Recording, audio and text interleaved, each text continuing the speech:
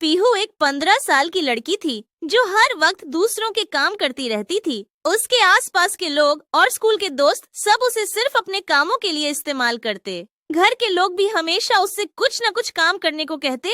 बेटा, मेरे लिए ये कर देना, या पीहू जरा ये काम संभाल लेना। बेचारी पीहू जो कभी किसी को मना नहीं कर पाती थी, सबके काम बिना शिकायत किए करती रहती थी। स्कूल में भी हालात कुछ अलग नहीं थे। उसके दोस्त हमेशा अपने होमवर्क और प्रोजेक्ट पीहू से करवा लेते।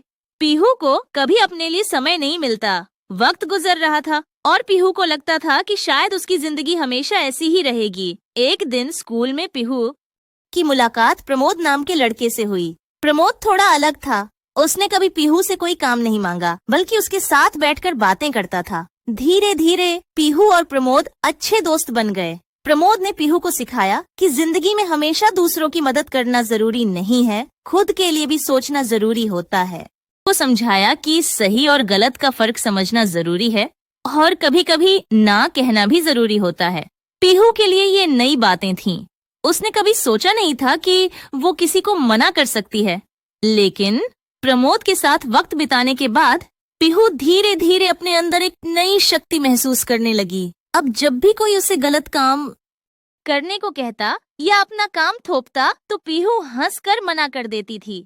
पीहू और प्रमोद की दोस्ती स्कूल के आखिरी दिन तक चली। 12वीं पास करने के बाद दोनों अलग अलग रास्तों पर चल दिए, लेकिन प्रमोद ने पीहू को एक जरूरी सबक सिखा दिया था। अपनी खुशी और अपनी पहचान सबसे जरूरी होती है। यह कहानी सिर्फ पीहू की नहीं थी, बल्कि हर उस इंसान की थी जो अपने लिए खड़े होने का हौसला पाता है।